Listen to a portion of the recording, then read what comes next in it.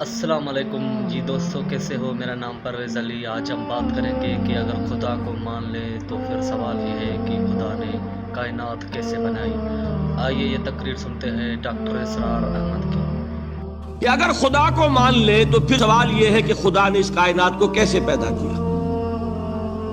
یہ ایک سوال آتا ہے ذہن میں، جس کے نہیں آتا وہ کہے گا پاگل پن ہے، خامخواہ اس پر کیوں سوچتے ہیں، لیکن جس کے ذہن میں سوال آ گیا اس کے لیے بڑی مصیبت ہو جاتی۔ وہ تو سوچتا ہے، انسان کا اختیار نہیں ہوتا اپنے ذہن پر، وہ لاکھ رو کے اسے مت سوچو، وہ پھر اور سوچے گا۔ یہ مصیبت ہے فلسفیوں کی، کیسے پیدا کی۔ اب ایک تصور تو یہ ہے کہ جیسے یہ میز ہے، بڑھئی نے بنایا اس کو، بڑھئی علیحدہ ہے، میز علیحدہ ہے، لیکن اس میں یہ بات ماننی پڑے گی کہ پہلے کوئی چیز تھی جس سے میز بنائی، لکڑی تو تھی نا، اس سے میز بنائی۔ لہذا ہندوؤں میں ایک عقیدہ یہ ہے کہ خدا بھی قدیم، مادہ بھی قدیم۔ خدا نے اس مادے سے یہ شے بنا دی، مادے سے یہ بنا دی۔ وہی مٹی کی تغاری ہوتی ہے، کمہار اس سے کوئی رکابی بنا دیتا ہے، کوئی وہ ہنڈیا بنا دیتا ہے، کوئی گھڑا بنا دیتا ہے۔ مٹی تو ہے نا پہلے، تو مادہ بھی قدیم، خدا بھی قدیم، اور مادے سے خدا نے یہ شکلیں بنا۔ ٹھیک، یہ بھی سنویت ہو گئی، توحید تو ختم ہو گئی۔ تو جن لوگوں کا ذہن تھا توحیدی لیکن اس مسئلے میں الجھ گئے، انہوں نے ایک اور شکل تجویز کی کہ خدا خود ہی اس شکل میں تبدیل ہو گیا۔ کیسے؟ جیسے برف پگھلتی ہے تو پانی بن جاتا ہے۔ پانی کہاں سے آیا؟ برف سے۔ اب کوئی پوچھے برف کہاں ہے؟ بھائی یہی پانی ہے، یہی برف ہے یا نہیں؟ اسی پانی کو آگ کے اوپر آپ نے رکھ دیا، وہ بھاپ بن گئی۔ اب آپ کہیں برف کہاں ہے، پانی کہاں ہے؟ یہی بھاپ جو ہے، یہی در حقیقت پانی ہے، یہی بھاپ جو ہے یہی برف ہے۔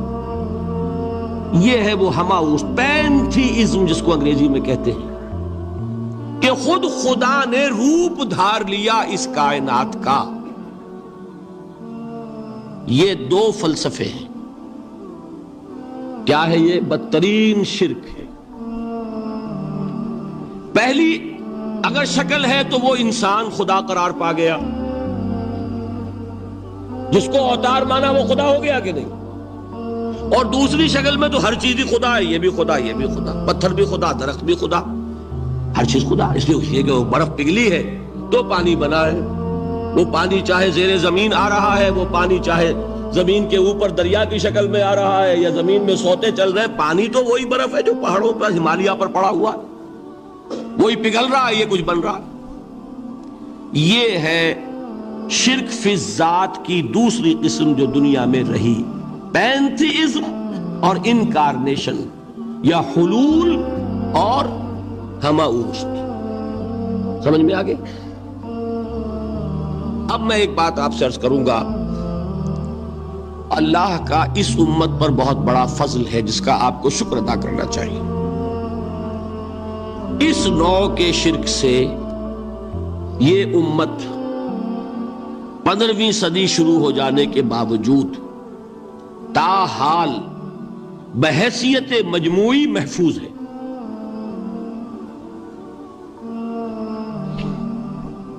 میں نے بحیثیت مجموعی کہا ہے، کوئی افراد یا عوام الناس یا جوہلاء یا شعراء یا نعت گو وہ مبالغہ آرائی میں کوئی بات کہہ دیتے ہو تو وہ علیحدہ بات ہے، لیکن مسلمانوں میں کوئی مستند فرقہ اور اس کے جو مستند عقائد ہیں ان میں الحمدللہ آج تک ایسی کوئی چیز شامل نہیں۔ اس کا جب آپ تقابل کریں گے نا، آپ کا کیا خیال ہے عیسائیوں کو حضرت مسیح سے کتنی محبت تھی؟ اس کا تقابل کیجئے جو محبت مسلمانوں کو رہی حضور کے ساتھ۔ عیسائیوں کی محبت عشر عشیر نہیں بنے گی۔ اس محبت کے باوجود کہ ہمیں 10 گنا 100 گنا 1000 گنا زیادہ محبت ہے حضور کے ساتھ، لیکن دیکھیے کہ انہوں نے خدا کا بیٹا بنا دیا۔ یہاں کسی نے حضور کے بارے میں یہ بات آج تک کہی؟ یہ بہت بڑا کنٹراسٹ ہے نا. یہ در حقیقت عقیدت اور محبت کا غلو ہوتا ہے. تو عقیدت اور محبت کی کمی تو یہاں بھی نہیں, الحمدللہ ان سے زائد ہے. لیکن الحمدللہ ثم الحمدللہ ثم الحمدللہ, خدا کا بیٹا تو کسی نے نہیں بنایا. اچھا میں ایک اور کنٹراسٹ آپ کو دکھاتا ہوں تاکہ آپ اللہ کا شکر کریں. حضرت علی کی کیا نسبت ہے حضور کے ساتھ؟ نبی اور امتی. حضرت علی کو خدا کہنے والے پیدا ہوئے کہ نہیں؟ بتائیے نا. کیا وجہ ہے کہ علی کو خدا کہنے والے پیدا ہوئے لیکن محمد کو خدا کہنے والا پیدا نہیں ہوا صلی اللہ علیہ وسلم ورضی اللہ تعالی عنہ؟ بہت اہم بات ہے, غور کیجئے گا اس میں. حالانکہ حضرت علی کا رتبہ کہاں, حضور کا کہاں. آج بھی آپ دیکھیے آپ کے جاہل عوام کے زبان پر نعرہ یا علی مدد کا ہوتا ہے, یا محمد مدد کسی نے کہا آج تک؟ یہ یا محمد لکھنے کے کام آتا ہے صرف. وہ مسجد پہ لکھ دو تاکہ پتہ چل جائے یہ فلاں فرقے کی مسجد ہے, دوسرا خود ہی بھاگ جائے وہاں سے. یہ صرف کس کام کے لیے ہے؟ باقی جہاں اصل میدان میں بات آتی ہے کوئی نعرہ لگاتا ہے یا محمد مدد. محمد کا رتبہ اونچا یا علی کا؟ تو ان سے کیوں نہیں مدد مانگی؟ یہ سوالات آپ کے سامنے رکھ رہا ہوں میں. پھر یہ کہ جس طریقے سے کہ غوث اعظم کو پکارا جاتا ہے, کیا محمد کو پکارا جاتا ہے؟ کیا نسبت ہے؟ حضرت علی تو پھر بھی صحابی ہے, خلیفہ چہارم ہے, حضور کے چچا داد بھائی ہے, داماد ہے. غوث اعظم تو بہرحال وہ نسبت تو نہیں ہے. دیکھیے میں اس کا تعلق جوڑتا ہوں ختم نبوت سے.